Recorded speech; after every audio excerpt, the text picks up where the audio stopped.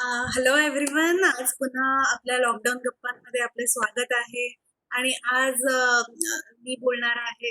मी बोलवलं आहे माझ्याच एका कलिगला, मिस्टर मनोज ओक. ते आपल्याला गाईड करणार आहे ऑर्गॅनिक गुड फूड हॅबिट्सवर. तर let's welcome mister Manoj Oak. Hello Manoj sir, कसे आहात तुम्ही?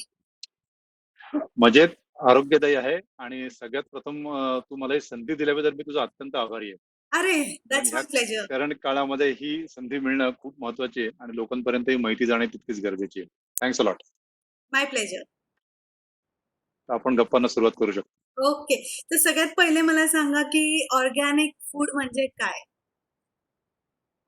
हा एक खूप चांगला आणि खूप उत्तम असा मूलभूत प्रश्न आहे की ऑर्गॅनिक फूड म्हणजे काय.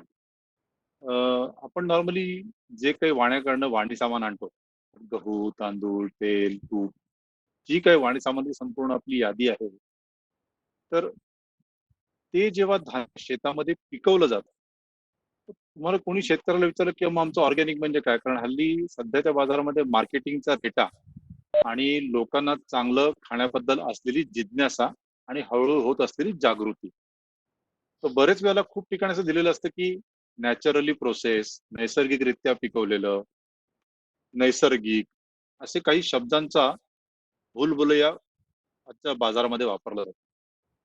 तर ऑर्गॅनिक फूड म्हणजे काय? तर ऑर्गॅनिक फूड म्हणजे जेव्हा शेती करताना संपूर्ण शेतीच्या प्रक्रियेमध्ये किंवा शेतीमध्ये कुठल्याही प्रकारची केमिकल फर्टिलायझर्स किंवा केमिकल पेस्टिसाइड्स, म्हणजे कुठलीही रासायनिक खतं किंवा कुठलीही रोग मारणारी जी जंतुनाशक आहेत किंवा फवारण्या आहेत, कीटकनाशक आहेत, ही कोणतीही केमिकल वापरली जात नाही.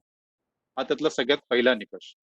दुसरा त्यातला निकष असा आहे की ती जी जमीन आहे, ती जमीन देखील पूर्णतः ऑर्गॅनिक न्यूट्रियंट्स आणि कंपोस्ट खतं किंवा नैसर्गिक खतांनीच युक्त करावी लागते. त्याच्यामध्ये असलेले पेस्टिसाइड्स आणि कीटकनाशक आणि युरियाचे जुने जे काही रेसिड्यू असतील किंवा आपण त्याला प्रेसिपिटेट म्हणतो, ते संपूर्ण काढावे लागतात.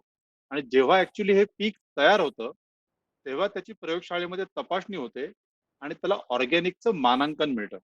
जसं आपल्या बाकीच्या वस्तूमध्ये आपण म्हणतो की ISI सर्टिफाईड आहे, ही ISO असलेली कंपनी आहे, तसंच ऑर्गॅनिक मध्ये पण ऑर्गॅनिकची मानकं आहेत आणि ऑर्गॅनिकचं सर्टिफिकेशन. ऑर्गॅनिक सर्टिफिकेशन हे 3 प्रकारे होतंय. आता भारताने स्वतः एक जैविक भारत नावाचा लोगो लॉन्च केलेला आहे, की जो सगळ्या ऑर्गॅनिक प्रॉडक्ट वरती असला पाहिजे. किंवा ह्याच्या आणखीन 5 सर्टिफाईंग एजन्सीज आहेत. USFDA आहे, तुमचं NPOP सर्टिफिकेशन आहे आणि अशा आणखीन 2-3 एजन्सीज आहेत की ज्यांचं सर्टिफिकेशन त्या प्रॉडक्ट वरती येतं आणि तेव्हा ते प्रॉडक्ट सर्टिफाईड ऑर्गॅनिक म्हणून धरलं जातं. So right. That is what we call as organic food. तेव्हा हे जर मानांकन आणि हे नसेल, तर ते भले नैसर्गिकरित्या पिकवलेलं असेल, पण त्याचं सर्टिफिकेशन जर नसेल तर ते पूर्णतः ऑर्गॅनिक आहे असं आपण म्हणू शकणार नाही. ओके. थँक्यू. वॉव! दॅट्स म्हणजे खूप छान डिटेलमध्ये तुम्ही सांगितलं, की बेसिकली ऑर्गॅनिक फूड काय आहे, हे खूपच छान डिटेलमध्ये तुम्ही सांगितलं. त्याबद्दल तुमचे धन्यवाद. आणि आता पुढचा प्रश्न आहे. मला फार मी जेव्हाही तुमच्याशी गप्पा मारते, तेव्हा तुम्ही नेहमी मला आहारशास्त्र व आचार याच्याबद्दल नेहमी सांगतात. तर माझ्या फ्रेंड्सला, कलीग्सला प्लीज याच्याबद्दल नक्की सांगा, की आहारशास्त्र व आचार याच्याबद्दल तुमचे व्ह्यूज मला सगळ्यांनाच जाणवत.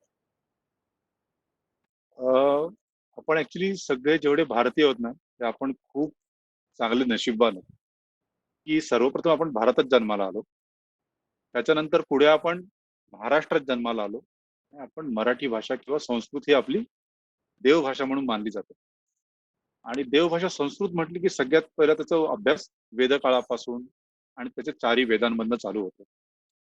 त्या 4 वेदांमधलाच एक जो उपवेद आपण बघितला, तर तो आहे पुढे अथर्ववेद आणि पुढे आहे आयुर्वेद, की ज्याच्यामध्ये सगळ्या प्रकारच्या औषधी, संहिता, शास्त्र सगळ्यावरती त्यात विवेचन केले गेलेले आहे आणि मानवाची आरोग्य कसं चांगलं राहील, त्याला कमीत कमी आजारांना सामोरं जावं लागेल आणि त्याच्या आरोग्याची निगा कशी याच्या संबंधी खूप चांगला विचार केलेला आहे.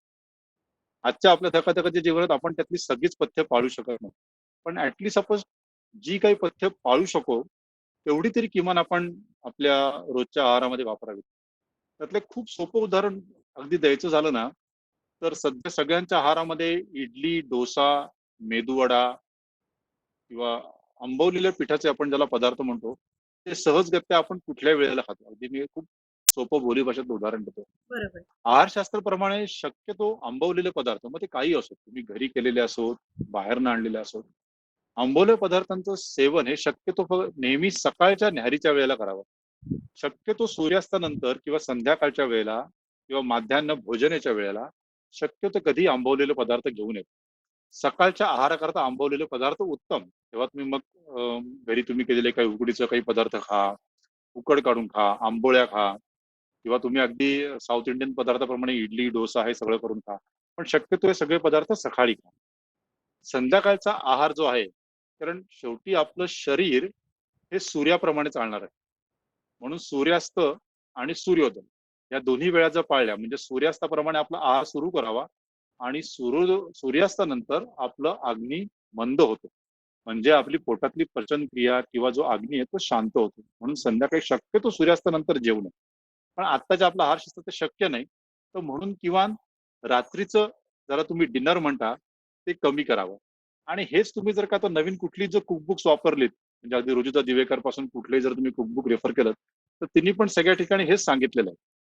तर ह्याप्रमाणे जर तुम्ही तुमचा आहार आणि आचार ठेवलात, तर तो तुम्हाला सहज सोपा जाईल आणि त्यातली ऍटलिस्ट तुम्हाला लॉंग टर्म येणारे दुष्परिणाम होऊ नये किंवा झोपण्यापूर्वी 2 तास तरी काही खाऊ नये किंवा खाल्ल्यानंतर 2 तासांनी झोपावं. बरोबर. अशा प्रकारे. आणि आमच्यासारख्या डॉक्टर्ससाठी तर इट इज डिफिकल्ट, पण आम्ही नक्कीच प्रयत्न करतो. बरेच जण डॉक्टर्स जे आहेत ते 6 वाजेच्या आधी किंवा क्लिनिक सुरू करण्याच्या आधीच हे म्हणजे नॉर्मली जेवण करून मग क्लिनिकला जातात. त्यामुळे आम्ही लोकही खूप प्रयत्न करतो. पण नक्कीच हे तर पहिल्यापासून आहेच, की 8 वाजेच्या आधी जेवणं आपली रात्रीची झालीच पाहिजे. बरं मला मोठा प्रश्न पडतो. भीती वाटते तेल किंवा तूप काय कसं खायचं? काय खायचं? तर याच्याबद्दल प्लीज आम्हाला गाईड करा, की तेल का तूप? किंवा दोघंही नाही. काय करायचं काय आम्ही? हा प्रश्न तर खूप गृहिणींचा अतिशय अतिशय जिव्हाळ्याचा प्रश्न आहे, की तेल खावं का तूप खावं? आणि मराठीमध्ये एक दुसरी म्हण पण आहे, की तेलही गेले, तूपही गेले आणि हाती राहिले तुपाटणे. तर तसंही म्हणू नये. पण मुळात असं आहे, की तेल आणि तूप ह्याचं प्रमाण कसं वापरावं? आमच्या दुकानात जेव्हा खूप गृहिणी येतात ना, तर तेव्हा ते म्हणतात, की "काका मी नक्की कोणतं तेल घेऊ?" किंवा माझ्या वडिलांना विचारतात, "मी कोणतं तेल घेऊ? मग मी करडईचं घेऊ का? मग मी शेंगदाणा घेऊ का? मग मी तिळाचं घेऊ का?" "नाही, नाही, मी तर वाचलंय की नाही, नाही ऑलिव्ह ऑइल सगळ्यात चांगलं असतं. म्हणजे ऑलिव्ह ऑइल का घेऊ नये? मग त्यापेक्षा मी ऑलिव्ह ऑइलच घेते."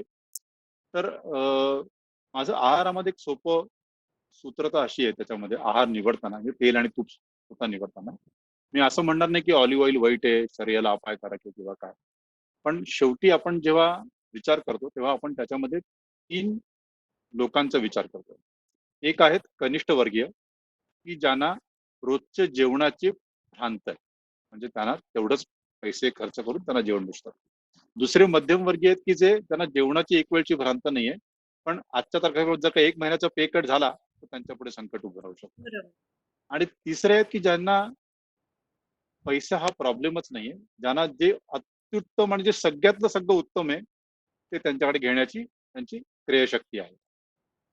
त्याच्यामध्ये मी नेहमी असं म्हणतो, की जे तुमच्या स्थानिक देशामध्ये, प्रदेशामध्ये जे उगवतंय, ते निसर्गाने मूलतः तुमच्याकरताच निर्माण केलेलं आहे. मग तुम्ही त्यासंबंधीच आहार आणि तेल आणि तूप जर घेतलं, तर ते तुमच्या आरोग्याला कधीही अपायकारक होणार नाही. बरोबर. दुसरं त्याच्यामध्ये प्रकार असा आहे, की ऋतुमानाप्रमाणे तेल बदलणं. हल्ली खूप लोकं म्हणतात, की तुम्ही मिक्सिंग करून तेल खा, आम्ही असंच तर मी कोणाच्या वादविवादात पडत नाही. तुम्हाला मिक्सिंग करून घ्यायचं, मिक्सिंग करून खा. प्रत्येकाचं आहे. पण आपण शाळेतल्या पुस्तकांमध्ये वाचलेलं आहे, की 2 विजातीय द्रव्य कधी एकत्र करून खाऊ नये किंवा ते एकत्र होत नाहीत. बरोबर. आता ह्याच्यामधला सगळ्यात मोठा जो सध्या मार्केटिंग मधला प्रकार आहे, तो आहे ब्लेंडेड ऑइल्स. म्हणजे मग राईस बान आणि करडई मिक्स केलेलं आहे. कोणी सफोला आणि दुसरं कुठलं मिक्स केलेलं आहे. तर हे सगळे मार्केटिंगचे वेगवेगळे प्रकार आहेत. माझं सोपं आहे. तुम्हाला जर तेल बदलून खायचं असेल ना, तर ऋतुमानाप्रमाणे तेल बदलून खा. तिळाचं तेल हे थोडंसं उष्ण समजलं जातं. म्हणून तुम्ही शक्यतो हिवाळ्याच्या सीझनमध्ये तिळाचं तेल वापरा. तुम्हाला जर वाटत असेल, नाही बाबा माझ्याकडे कोणीतरी बाबा हार्ट पेशंट होऊन गेलाय, शेंगदाण्यामध्ये खूपच जास्त कोलेस्ट्रॉल असतं किंवा कोलेस्ट्रॉल बद्दल मी नंतर केव्हा तरी बोलीन. तर मग तुम्ही करडईचं तेल घ्या आणि बाकीच्या वेळेला तुम्ही शेंगदाणा तेल वापरा. तर मी तर उलट सांगेन ही 3 तेलं तुम्ही जर का आलटून पालटून ऋतूप्रमाणे वापरत गेला तर राईट. तुम्हाला तिन्ही तेलामधले ज्या ज्या त्यातल्या मुख्य घटक आहेत, अन्न पदार्थ आहेत, न्यूट्रिएंट्स आहेत, ते सगळे तुम्हाला मिळत राहतील आणि तुम्हाला जे वेगवेगळे तेल वापरायचं आहे तेही वापरलं जाईल. आता तळण्याकरता तेल कोणतं वापर, कारण तळणं हा एक खूप गृहिणींचा खूप महत्वाचा प्रकार असतो. तर आयुर्वेद आणि आहारशास्त्र असं सांगतं की ज्या तेलाचा ज्वलनशील बिंदू, थोडस टेक्निकल भाषा झाली पण ज्याला आपण हिटिंग पॉइंट म्हणतो, तो ज्याचा उत्तम किंवा उच्च दर्जाचा असेल असं तेल तळणी करता वापरावं. आणि बाकीचे तुमच्या रेग्युलर जे आपण भाजी आमटी किंवा हे जे काही करतो याच्या करता खरं तेल सगळ्यात कमी वापरावं. आता आमच्याकडे जे लाकडी घाण्याचं तेल घेऊन जातात हा. त्यांना आम्ही नेहमी सांगतो की तुमचा 5 किलो तेलाचा वापर 3 किलो वरती गॅरंटीड येईल ह्याची मी तुम्हाला हमी देतो. त्याला कारण असं आहे की आपण जी काही भाजी आमटी जे आपण काही रोज शिजवतो त्याच्यामध्ये मुख्य असं होतं की तुम्ही तेल कशा करता वापरता. मी तुला हा प्रश्न विचारतो आधी की तू तेल कशा करता वापरतेस. तेल टेस्ट येण्यासाठी वापरते आणि बरोबर आहे. हा. आणि आणि ऑफकोर्स फ्राईड काहीतरी फ्राईड टेस्टी लागतं म्हणून ऑफकोर्स आणि सगळं ओके, एकजीव होण्यासाठी. बरोबर. तू जवळजवळ 60%चा प्रश्नाचं उत्तर दिलेलं आहेस. पण त्यातला एक छोटासा खूप महत्वाचा गाभा आहे की आपण जी काय भाजी शिजवतो किंवा काही हे जे करतो आपल्या भाजीमध्ये मुख्य काय घटक असतात. आपण धुवून घेतलेली भाजी असते. बरोबर. बाकी आपण काही मसाले वापरतो म्हणजे कोणी फोडणी, कोणी जिरं, कोणी मोहरी, कोणी हळद असे घटक पदार्थ वापरतो. पण मुळात त्या भाजी किंवा तो पदार्थ शिजण्याकरता म्हणजे शिजण्याची जी अन्न प्रक्रियेची प्रक्रिया आहे तो पदार्थ शिजण्याकरता त्याच्यामध्ये काय लागतं. तर शुद्ध मराठीत आपण त्याला म्हणतो स्निग्धांश. हम्म. स्निग्धांश म्हणजे फॅट्स. बरोबर. हो. त्याच्यामध्ये ते फॅट्स घातले किंवा त्या भाजीला स्निग्धांश मिळाले की तो पदार्थ पटकन शिजतो. आणि जो स्निग्धांश वापरून आपण तो पदार्थ शिजवतो म्हणजे मग तेल. मग ते तुझं शेंगदाणा आलं, तीळ आलं, करडई आलं, त्याच्यामध्ये त्या अन्न घटकाची जी चव आहे ती त्या पदार्थाला मिळते. म्हणून तो पदार्थ आपल्याला चविष्ट लागतो, रुचकर लागतो आणि तो पटकन शिजतो.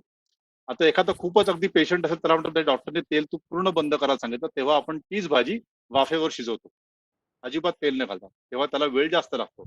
कारण तेव्हा भाजीमध्ये जो काही स्निग्धांश किंवा मॉइश्चर कंटेंट असेल त्याच्यावरती भाजी शिजते. पण मुळात म्हणजे तेलाचा तुम्हाला भाजी करता वापर हा ती भाजी शिजून त्यामध्ये स्निग्धांश येणं आणि तेलाचे न्यूट्रिएंट्स त्यात एकरस होणं ह्याच्याकरताच तेलाची गरज आहे. ओके. हा तुम्ही एकदा एखादा चमचमीत खा, मिसळ खायची तर त्याला रस्सा पाहिजे, मग त्याला तरी पाहिजे. मी तसं म्हणत नाही. जीवनाचा आनंद पण तितक्याच पटीने घ्या. पण म्हणून तुम्ही रोज तर काही कढईवर तेल वापरणार नाही भाजी करायला. मग तुम्ही रोजच्या गृहिणी जेव्हा तेल वापरतात तेव्हा जर का तुम्ही लाकडी घाण्याचं तेल वापरलं तर एक तर लाकडी घाण्याच्या तेलाला कुठल्या प्रकारचं डायल्युशन डिलिशन्स केली जात नाहीत, कुठले त्याच्यामध्ये ऍडिटिव्ह किंवा थिनर्स वापरले जात नाहीत. तर राईट. ते तेल संपूर्णतः फक्त गाळणं आणि गाळणं म्हणजे खरोखर फक्त गाळणं म्हणजे इंडस्ट्रियल फिल्ट्रेशन पण नाही. राईट. तेवढंच फक्त केलं जातं. आणि होतं काय त्या तेलामध्ये स्निग्धांश तुम्हाला पूर्ण 100% मिळतात. त्या तेलामध्ये असलेले सगळे अन्न घटक त्यातले रुचकर हे पण तुम्हाला सगळे 100% मिळतात.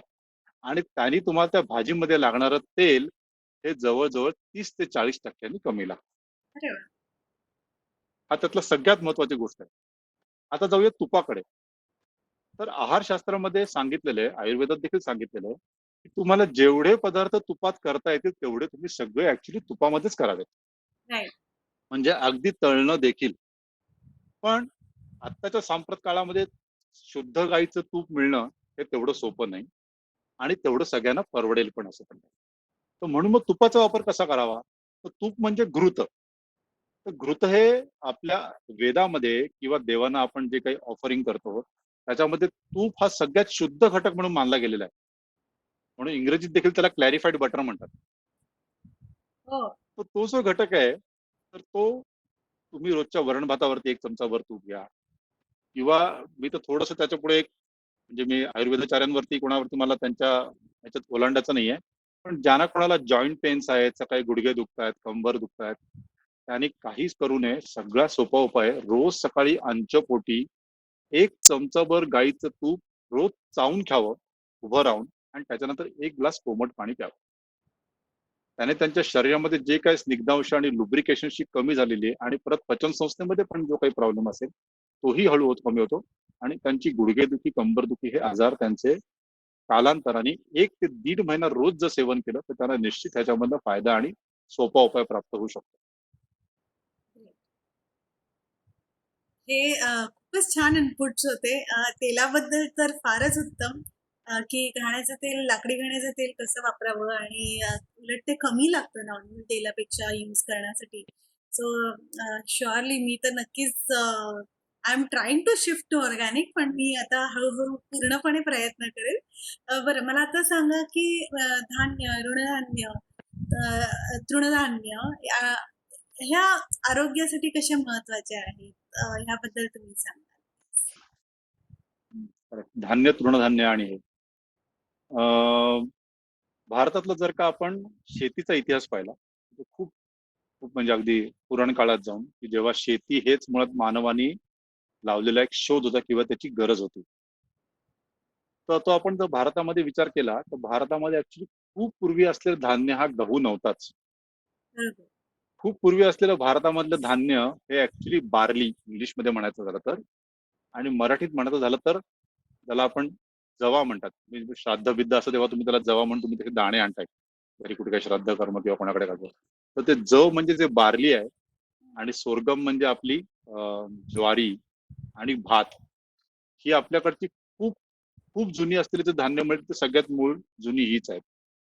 काळाच्या ओघामध्ये आणि जसजसं सगळ्या ठिकाणी सगळी पिकं उपलब्ध झालीत. म्हणजे आता तू जर पूर्वी कोकणामध्ये गेलीस तर पूर्वी कोकणामध्ये गहू आणि पोळी हा प्रकार नव्हताच. सकाळ दुपार संध्याकाळ लोक भातच जेवत होते. बरोबर. पण आता सगळ्या ठिकाणी सगळं उपलब्ध आहे आणि सगळ्या ठिकाणी सगळं मिळतं पण आहे. मग तुम्ही असं म्हणाल की किंवा पूर्वी मग भातच होता मग दुसरं काय खात होतं, त्याच्याबरोबर जी तृणधान्य. तर तृणधान्य म्हणजे काय, तर खरं तर तृणधान्य म्हणजे पूर्वी सगळ्याचीच नांगरून शेती केली जात नव्हती. तर ती धान्य जमिनीमध्ये नांगरणी न करून पेरता नुसतीच पेरली जायची आणि ती गवतासारखी तृण स्वरूपात यायची, म्हणून त्याला ऍक्च्युली तृणधान्य म्हणायचं. ओके. आता ह्याच्यामध्ये सगळ्यात सोपा जवळचं काय आहे, तर आपलं ज्वार, बाजरी हे आपल्या सगळ्यात ओळखीची आणि सगळ्यात रोजच्या आहारात येणारी आहे. त्याच्या पुढची जर काही असतील तर ती म्हणजे तुमची आणखी आहेत. मग त्याला म्हणतात कोदरा म्हणतात, नंतर मग आपली रागी म्हणतात, नंतर नाचणी आली, नंतर फॉक्सटेल मिलेट म्हणून कांगणी झाली आणि कुट्टू म्हणून त्याला बकवीट म्हणतात. ही सगळी धान्य ऍक्च्युली आपल्या ह्याच्यामध्ये आहेत आणि ही सगळी आपल्या भारतामध्ये उपलब्ध आहेत आणि साऊथ इंडियामध्ये ह्याचा प्रसार आणि प्रचार जास्त स्वरूपात झाला. म्हणजे तुझं साऊथ इंडियन साईडला कधी गेलीस मद्रासला वगैरे, तर तिकडे इव्हन ह्या मिलेट्सची संपूर्ण थाळी देणारे रेस्टॉरंट देखील आहेत. हो. पण काही काही कारणांनी का होईना महाराष्ट्रामध्ये ह्याचा प्रसार खूप कमी झाला. म्हणजे पूर्वी खात असतील पण सध्याच्या काळात जो तो गहू आणि भात या दोनच धान्यांवरती आहे. फार थोडी लोक ज्वारी आणि भाकरी खातात. आता ह्यात पण ज्वारी भाकरी खूप छान आहे. जेव्हा थंडीचा सीझन असेल तेव्हा बाजरी खावी कारण ती उष्ण असते आणि जेव्हा थंडीचा सीझन आहे तेव्हा ज्वारी खावी. आणि तुम्ही जेवढी भाकरी खाल तेवढी चांगली, पण भाकरीमध्ये तेल कमी लागतं, तुम्हाला न्यूट्रिएंट्स चांगले मिळतात, तुमचे कर्बोदक कमी होतं आणि मुख्य म्हणजे यात दोन्हीमध्ये सगळ्यात महत्वाचं काय जर घटक असेल तर ह्याच्यामध्ये ग्लुटेन नसतं. ग्लुटेन सगळ्यात कमी असतं. तर ज्यांना ग्लुटेनची अलर्जी आहे की ज्यांना ग्लुटेन डॉक्टर ग्लुटेन खाऊ नका तुम्ही, तर त्यांच्याकरता पण गव्हाची एक वेगळी प्रत येते की ज्याला म्हणतात खपली गहू, त्याला इंग्लिशमध्ये एमरवीट म्हणतात. हो. त्याच्यामध्ये लोवेस्ट ग्लुटेन कंटेंट असतो. किंवा जे डायबिटिक प्रोफाईल वाले आहेत, डॉक्टर प्रमोद त्रिपाठी त्यांच्या सगळ्या पेशंट्सना खपली गहू खायला सांगतात. त्याला मराठीमध्ये खपली गहू म्हणतात. हुबळी कर्नाटका साईडला खपली गहू पुरणपोळी करता, गव्हाची खीर करण्याकरता अतिशय उत्तमरित्या वापरला जातो. आणि तसंच तुम्ही जी तृणधान्य ही तुम्ही तुमच्या आहारात आणा. फॉक्सटेल, कोडोटेल, क्विनियाचं तर खूप मोठं फॅड आहे. म्हणजे जेव्हा लोकांना कळलं की आंबा आणि क्विनिया घेतात, सगळी लोक आंधळेपणाने क्विनिया घेतात. क्विनिया चुकीचं नाही, क्विनिया घ्या. पण तो सगळ्यांनी त्याचा आहारात योग्य प्रमाणे संतुलन करा आणि या सगळ्या तृणधान्यांचं तुम्हाला खूप काय काय गोष्टी करतात. तुम्हाला त्याच्या इडल्या करता येतात, डोसे करता येतात, उपमा करता येतो. म्हणजे एवढंच काय की तुम्हाला कालांतराने याच्या नूडल्स देखील घरी करता येतात. तर हे सगळे पदार्थ तुम्ही सहजगत्या याचं करू शकता. ह्याचा तुम्ही रोजच्या आहारात समावेश करा. म्हणजे आठवड्यातनं किमान 3 दिवस तरी तुमच्या ब्रेकफास्टमध्ये ना कुठलं तरी तृणधान्य आणा. मग ते भाकरीच्या स्वरूपात आणा, नाश्त्याच्या स्वरूपामध्ये आणा किंवा पोहे म्हणून आणा किंवा आता आमच्या दुकानामध्ये इव्हन आम्ही तेवढ्याकरता मिलेट्स मुसेली पण आणलेले आहेत. राईट. म्हणजे ते going with the new tradition की मिलेट्स मुसेली तुम्ही नुसते खाऊ शकता, दुधाबरोबर खाऊ शकता, फळांबरोबर खाऊ शकता. पण कुठून तरी तुमच्या पोटात ती प्रथिनं जावीत जेवढे जिमला जाणारे लोक आहेत ना, ती मिलेट्स आवर्जून खातात, कारण त्यांना त्याच्यामध्ये व्हेजिटेरियन पद्धतीने मॅक्झिमम प्रोटीन्स मिळतात. ग्रेट. थँक्स. आता मला सांगा की दोन गोष्टी आहेत ज्या आपल्याला रेग्युलरली लागतात. ते एक आहे मीठ आणि दुसरं आहे साखर. तर ह्या दोन गोष्टींबद्दल आम्हाला सांगा की मिठाचं तर असं म्हणतात की बीपी साठी चांगलं नसतं, हायपरटेन्सिव्ह पेशंटसाठी, आणि साखर तर डायबिटीज साठी. तर याचं काय करावं आम्ही? म्हणजे आम्हाला तर भीती वाटते की मीठ कमी जास्त वेगळ्या वेगळ्या पदार्थांमध्ये कमी टाका, बरोबर, मटणामध्ये बरोबर. जास्त टाका. तर ह्याबद्दल नक्कीच सांगा. मी आता रिसेंटली म्हणजे साधारणतः 8-10 दिवसापासून हे सगळं कोविड आणि पॅन्डेमिक आणि हे सगळं आल्यापासून लोक आता सगळ्याचे शॉर्ट फॉर्म वापरायला लागलेत. म्हणजे आता वर्क फ्रॉम होमला WFH म्हणतात. हो. तसं मी आता ह्याच्या करता ना एक नवीन शब्द काढलाय, SOS. ओके. SOS शब्द परवलीचा कुठले जहाज बुडताना वापरला जातो. हां. SOS म्हटलं म्हणजे ह्या जहाजाला तातडीने मदतीची गरज आहे, म्हणून SOS बेसिस म्हणून सहज वापरतात. तर SOS म्हणजे काय? सॉल्ट, ऑइल आणि शुगर असं मी त्याची परवली केलेली आहे. तर आपल्या आरोग्याकरता ही त्रिसूत्री आहे, सॉल्ट, ऑइल आणि शुगर. त्यातलं ऑइल बद्दल ऑलरेडी आपण बोललो. आता आपण मीठ आणि साखरेबद्दल बोलूया. तर मराठीमध्ये एक म्हणे, नावडतीचं मीठ आणणे. आता नावडतीचे मीठ आणि म्हणजे पूर्वी राजा तसं सांगायचं की राजाला 2 राण्या होत्या, एक आवडती होती, एक नावडती होती. म्हणून त्याच्यावर प्रघात आला की नावडतीचं मीठ, म्हणजे नावडतीने जरी मीठ घातलं पदार्थात तरी पण ते राजाला आणणी लागेल. तर ह्याच्यामागे एक शास्त्र असं सांगितलं गेलं की शेवटी तुम्ही कुठलाही अन्न घटक जर का तुमच्या सेवनामध्ये तो जास्त प्रमाणात आला तर तो तुमच्या आरोग्याला कधी घातक असतो, मग तो कुठलाही असो. म्हणजे उद्या तुम्ही एखाद्याला सांगाल की रोज तू 10 लिटर दूधच पी, तर त्याच्या आरोग्यावर काहीतरी त्याचा घातक परिणाम होईलच. तर म्हणून त्याच्याकरता आहारात सांगितलेलं आहे की आहाराचं सेवन हे मध्यम स्वरूपात शरीरशास्त्रानुसार आणि ऋतुमानानुसार केलं जावं. आता यातलं सगळ्यात प्रकार आपण बघूया मीठ. मीठ ही गोष्ट अशी आहे की जी भारतामध्ये सगळ्यात जुन्या पद्धतीने केली गेलेली शेती म्हणजे मिठाची असावी किंवा मिठावर बांधलेली असेल, आणि ज्याचा आपल्या स्वातंत्र्यपूर्व काळात देखील खूप मोठा इतिहास रचला गेला. कालांतराने आपण जे लहानपणी दारावरती खडे मीठ घ्यायचो किंवा मिठवाला ओरडत ए मिठवाले, आता तसा तो ऐकू येत नाही. आपण जातो वाण्याकडे, एक मिठाची पुडी घेतो. मी कुठल्या ब्रँडचं नाव घेत नाही याच्यामध्ये, पण आपण कुठल्या ना कुठल्या तरी ट्रेडिंग ब्रँडचं एक मीठ घेतो, आणतो घरी.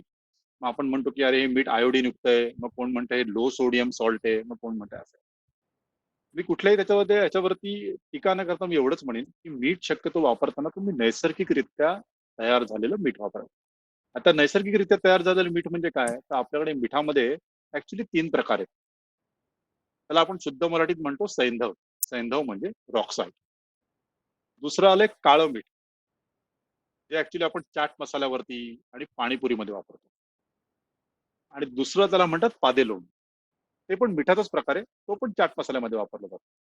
पण रोजच्या आहारामध्ये कोणतं वापरावं? तर रॉक सॉल्ट वापरावं, म्हणजे सैंधव वापरावं. सैंधव दिसायला थोडंसं हलकं असं गुलाबी रंगाचं आणि पांढऱ्या रंगाचं असं मिश्र स्वरूपात येतं. ते खड्यामध्ये पण येतं आणि बारीक पावडरमध्ये. आता खडे बीट कोणी घरी वाळवून त्याची पावडर करणं शक्य नाही, म्हणून ते पावडर फॉर्म मध्ये पण येतं. शक्यतो सैंधव वापरावं. खूप गृहिणींचा प्रश्न असतो की आम्ही आतापर्यंत हे साधं मीठ घेत होतो कुठल्या वेगळ्या कंपनीचं, मग आता हे सैंधव वापरलं तर जेवणामध्ये काही फरक पडेल का, मग जेवणामध्ये काही वेगळीच चव येईल का? तर असं काही होत नाही, त्याची चव उत्तम लागते. उलट ते मीठ नैसर्गिकरित्या तयार झालेलं मीठ असल्या कारणाने त्याची मात्रा पण तुम्हाला तेलाप्रमाणे स्वयंपाकामध्ये कमी घालावी लागते. ते स्वयंपाकामध्ये पटकन मिसळतं आणि त्याची चव पण उत्तम राहते. तसंच मी जे दुसरं तुम्हाला मीठ सांगितलं की काळं मीठ किंवा आपण ज्याला रॉक ब्लॅक सॉल्ट म्हणतो आम्ही, तर तुम्ही जेव्हा घरी काही फळं खाल, तुम्हाला घरी पाणीपुरी करायची, कुठल्याही चाट तयार करायचं आहे, तर तुम्ही ते काळं मीठ आणा. ह्या दोन्ही मिठांचं मिश्रण करून त्याच्यावर छानपैकी जिरं भाजून त्याची पूड करा, थोडीशी मिऱ्याची पूड करा आणि छानपैकी तुम्ही त्याचा एक टेस्टी मसाला तयार करा आणि तो तुम्ही या सगळ्यावरती वापरा. तुम्हाला त्याचा फार उत्तम घरच्या घरीच तयार केलेला आणि टिकणारा मसाला तयार होईल आणि तुम्हाला तो सहजगत्या कुठेही वापरता येईल. करेक्ट. दुसरं दुसरं प्रकार आहे साखर. साखर ही तर आपल्याला प्राणाहून प्रिय आहे. म्हणजे आतापर्यंत जेवढी काय आंदोलनं झाली ना, तर सगळ्यात बाजारात पहिल्यात काय गडप व्हायचं आमच्या लहानपणी, तर डालडा, तेल आणि साखर या 2 गोष्टी बाजारात गडप व्हायच्या. तर साखर ही खूप आपल्याला प्रिय असलेली गोष्ट आहे आणि साखरेचा इतिहास भारतामध्ये पूर्वी नव्हताच. भारतामध्ये स्वीटनर्स काय होते? तर मध, गूळ आणि त्याप्रमाणे केले गेलेले पदार्थ. आता गुळ देखील पूर्वी आपल्याकडे तुम्ही जर अमिताभ बच्चनचा खूप जुना पिक्चर पाहिला असेल तर त्याच्यामध्ये डेट जॅगरी म्हणून आहे, पाम जॅगरी.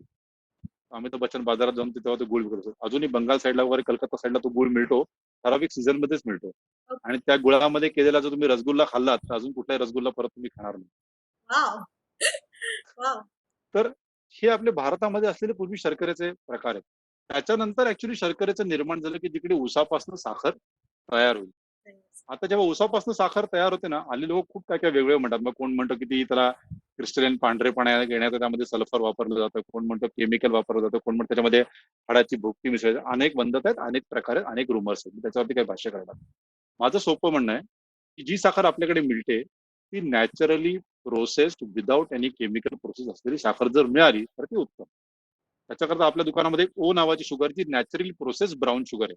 आता ही ब्राऊन शुगर ही तुमची जी तुम्ही पुडिंग्स करता वापरता ती ब्राऊन शुगर नाही. पुडिंग करता किंवा कॅरमल करता वापरली गेणारी ब्राऊन शुगर ती वेगळी. आणि हिला ब्राऊन शुगर नॅचरली प्रोसेस म्हणतात. ही साखर नॉर्मल तुमच्या पांढऱ्या साखरेपेक्षा गोडीला जास्त चांगली आहे. माझ्याकडे आमचे असे काही ग्राहक आहेत की जे डायबिटिक पेशंट होते, पण they shifted from chemical sugar sweeteners to this sugar. आणि त्या आजींनी स्वतः त्यांच्या ब्लड टेस्ट केल्या, त्यांचे सगळे ब्लड शुगर इंडेक्स त्यांनी सगळे मॉनिटर केले त्या आजींनी. आणि स्वतः त्यांनी 20 दिवस फक्त पाव चमचा, लिटरली पाव चमचा, आपल्याला हिंगाचा चमचा असतो ना हिंग घालण्याचा फोडणीमध्ये, बरोबर. तशी पाव चमचा साखर तेवढीच फक्त त्या एक चिमूटभर त्यांच्या चहात घालू लागल्या. त्यात त्यांना 2 गोष्टी मिळाल्या. शेवटी माणूस जो आहार करतो ना त्यात त्याला मानसिक आणि आत्मिक समाधान पण हवं असतं. तर ते ऍक्च्युअल साखर खाल्ल्याचं त्यांना आत्मिक समाधानही मिळालं. त्यांची शुगर लेवल ही मेंटेन राहिली, ही त्याच्यापेक्षा उलटी कमी आली. आणि त्याचबरोबर ही नॅचरल शुगर असल्या कारणाने घरातल्याला लागणारी साखर ही 5 किलोवरनं 3 किलोवरती आली. आणि हे मला त्यांच्या सुनबाईंनी दुकानात आल्यावरती सांगितलं की आमच्या सासूबाईंनी असे असे पराक्रम केलेले आहेत. तर हे ग्राहकांनी दिलेला फीडबॅक आहे आणि म्हणून तुम्हाला जास्त बहुमूल्य वाटतं. तर म्हणून साखरेचं प्रमाण कमीत कमी वापरा. ज्या ठिकाणी गोडी हवी आहे तेवढीच टाका. आणि साखर जर तुम्ही कमी वापरलीत आणि योग्य रीतीने वापरलीत तर शर्करा योग तुमच्या आयुष्यामध्ये म्हणजे डायबिटीस कधीही येणार नाही. माझ्यासाठी हे वेगळे-वेगळे 3 मिठाचे टाइप्स आहेत हे तर आज मला पहिलेच याचं नॉलेज मिळालं की एवढे मिठाचे टाइप्स आहेत 3 म्हणून. मला नेहमीच ते सेंद्रिय मीठ मला माहिती आहे कारण आजी द्यायची आमची कधीतरी खायला. आणि व्हाईट आपलं पॅकेज्ड सॉल्ट तर सगळ्यांनाच आपल्याला माहिती. तर मलाही फक्त हे 2च माहित होते, पण thank you for updating me with that. आता पुढचा सगळ्यात महत्वाचा गोष्ट की ऑर्गॅनिक म्हटलं, हेल्दी म्हटलं की असं वाटतं की बिलकुल टेस्टी नसेल. तुम्ही काय सांगू शकाल हेल्दी झटपट आहारासाठी? म्हणजे आम्ही तर वर्किंग वुमन आहोत, इव्हन नॉन वर्किंग वुमन पण म्हणजे ज्या गृहिणी आहेत खूप सारे कामं असतात आणि छान हेल्दी झटपट आहारासाठी तुम्ही काय टिप्स द्याल? मुळात आत्ताच्या काळाचा जमाना 2 मिनिटाचा आहे. आणि आणि मॅगीने ती थीम आणखीन अंडरलाईन केली आहे, की 2 मिनिट में तयार म्हणून. हो ना. आणि आणि ऑब्व्हियसली आपल्या वर्किंग लाईफस्टाईलमध्ये सगळ्याला वेळ मिळतो असं नाही. आपलं स्वतःचं करिअर, नवरा गृहिणी असेल तर नवऱ्याचं परत त्याच्या वेळा सांभाळा, आपलं स्वतःचं ऑफिस आणि शेड्यूल सांभाळा आणि त्यामध्ये परत घरात काहीतरी खायला करून ठेवणं की जे 2-3 दिवस टिकेल किंवा किमान रोजच्या रोज करून सकाळी लवकर करता येईल किंवा ते ठेवता येईल स्टोअर करून. असे 2 प्रकार त्याच्यात करावे लागतात. तर त्याच्यामध्ये झटपट आहारात मी सगळ्यात एक सोपा पदार्थ असं सांगेन ना, खूप खूप जरा थोडी वर्षापूर्वीची गोष्ट आहे, की माझे खूप जुने मित्र म्हणजे म्हणजे माझ्या वडिलांच्या वयाचे मित्र, ते स्वतः होमिओपॅथिक डॉक्टर, उत्तम चित्रकार आणि ते राहायचे कोकणामध्ये. कोकणात एवढं काही खूप काय असलं, पण सुरुवातीला त्यांची डोंबिवलीमध्ये प्रॅक्टिस होती. आणि त्यांच्याकडे खूपदा अशी आया यायचे, की "नाही, नाही, हो माझा मुलगा काही खात नाही. त्याला ह्याची ॲलर्जी डिफिशियन्सी आहे, प्रोटीनची डेफिशियन्सी आहे, आयर्नची डेफिशियन्सी आहे." तर त्यांनी तेव्हा मला एक झटपट प्रकार सांगितला होता. त्याच्यामध्ये मी थोडीशी मॉडिफिकेशन्स केल्या. खूप सोपा होणारा त्यातला प्रकार म्हणजे ना, आपल्याकडे डोंबिवलीमध्ये, कल्याणमध्ये किंवा कुठेही मुंबईत चुरमुर हा प्रकार पटकन मिळतो. कुठेही मिळतो. सहजगत्या उपलब्ध असतो आणि सगळ्यांना परवडणारा प्रकार आहे. म्हणजे अगदी तो किती छोट्यात छोटा निम्नवर्गीय कमावणारा असो किंवा किती मोठा श्रीमंत असो. चुरमुरा सगळ्यांना कुठेही मिळू शकतो, सहज उपलब्ध असतो आणि परवडण्याजोगी वस्तू आहे. ते चुरमुरे आणावेत. छानपैकी स्वच्छ एकदा हवं तर चाळणी मारून घ्यावी. म्हणजे कुठे त्यात काही कडा, बारीक काय असेल तर ते काढून घ्यावं. कढीपत्ता घ्यावा. छानपैकी थोडंसं तेल वापरून फोडणी करायची. त्याच्यामध्ये मोहरी, कढीपत्ता, हळद असं छानपैकी मिक्स करावी. तुम्हाला जर तिखट आवडत असेल तर छानपैकी त्याच्यामध्ये हिरवी लवंगी मिरची पोट फोडून थोडीशी चिरून ती छानपैकी अगदी क्रिस्पी कुरकुरीत तळली जाईपर्यंत तेलात तळायची ती मिरची. म्हणजे त्याचा तिखटपणा सगळ्या त्या तेलामध्ये उतरतो. आणि हळद थोडी जास्त टाकावी म्हणजे त्याला चुरमुऱ्याला छान रंग येतो. आणि त्याच्यामध्ये हे चुरमुरे तुम्हाला जर थोडा वेळ असेल तर भाजून घेतले तरी चालतील, नाही तर डायरेक्ट टाकलं तरी चालतील. आणि त्याच्यामध्ये मग डायरेक्ट दाणे अख्खे तळलेले बारीकसे. तुम्हाला त्याच्यामध्ये आणखीन काय ऍड करायचं असेल तर जे महाबळेश्वरी चणे मिळतात, काळे चणे त्याला म्हणतात, ते त्याच्यामध्ये तुम्ही ऍड करा. तुम्हाला तो जरा आणखीन असा डिलक्स व्हर्जन करायचा असेल तर त्याच्यामध्ये काजू घाला. आणि अशा प्रकारचा चिवडा तुम्ही छानपैकी ढवळा मस्तपैकी. बरोबर 5 मिनिटांमध्ये हा चिवडा तयार होतो. आणि तो थोडीशी त्याची वाफ हे झाली, मस्तपैकी एअरटाईट डब्यात झाकून ठेवा. तुमच्या मुलांनी दिवसभर तो कधीही खाल्ला ना तरी त्याच्यामधनं काहीही अपाय होणार नाही. चुरमुऱ्यामधनं आयर्न मिळतं, दाण्यामधनं बाकीची प्रथिनं आणि प्रोटीन्स मिळतात, कारण दाणा हा गरिबाचा काजू म्हणून म्हटला जातो. ती त्याला मिळतात. महाबळेश्वर त्याला बेसन आणि त्या चण्यामध्ये असलेले बाकीचे घटक पदार्थ सॉल्ट त्याला मिळतात. त्याच्यामध्ये बिठेल तुम्ही सैंधव थोडस सेंद्रिय पाजून वापर तरी तर छान चव येते.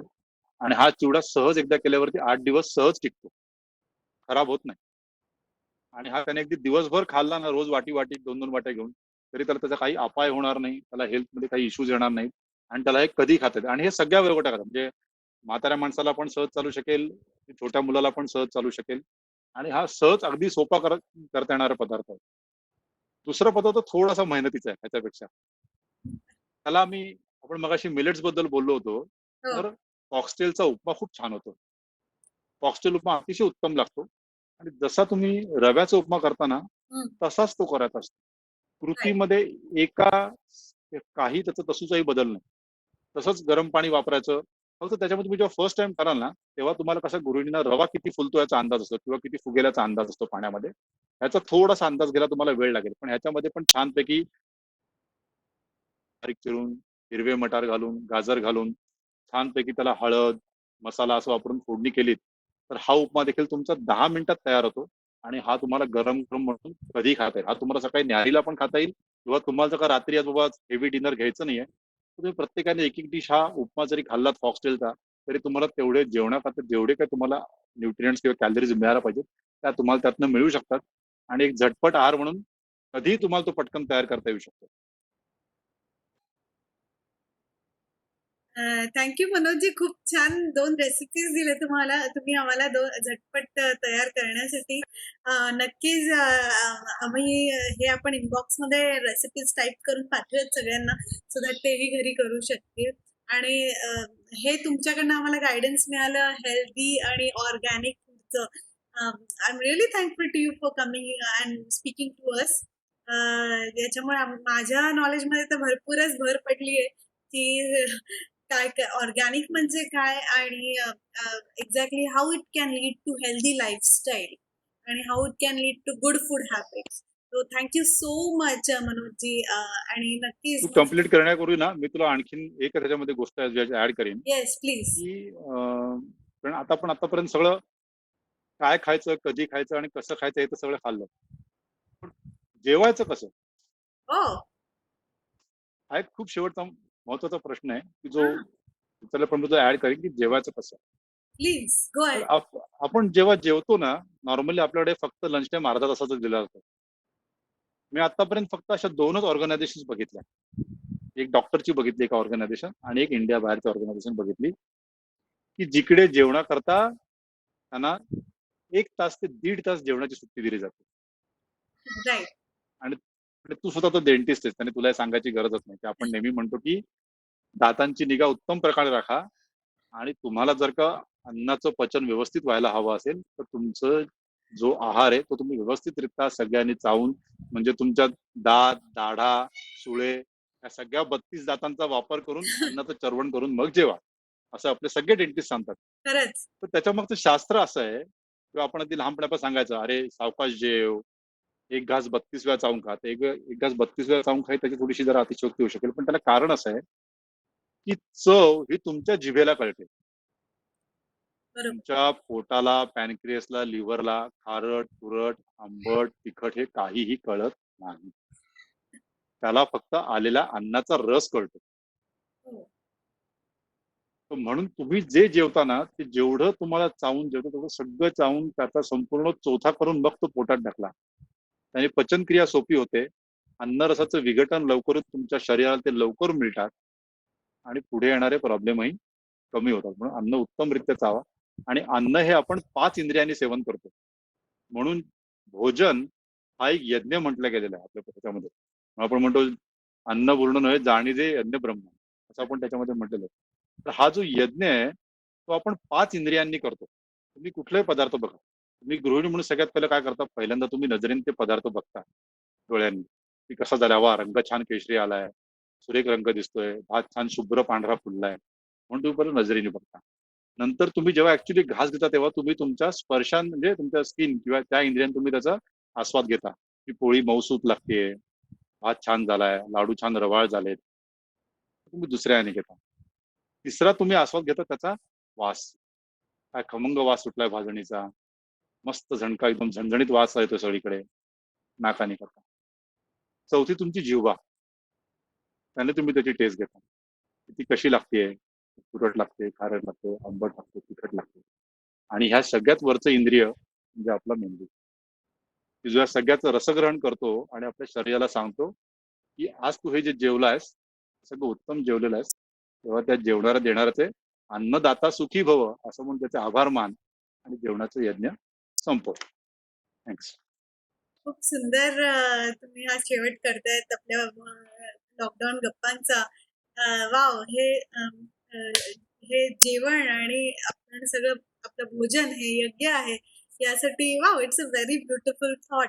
आणि thank you for giving us that vision की खरंच we need to eat our food very nicely slowly आणि ऑफकोर्स हे यज्ञ म्हणूनच हळूहळू जेवण. नक्कीच मनोज ओक साहेबांचं ओक ऑर्गॅनिक साहेब म्हणू प्रोडक्ट्स. नकोस, तुझा मित्रच आहे मी, मनोज जोक म्हणतो. Of course of course.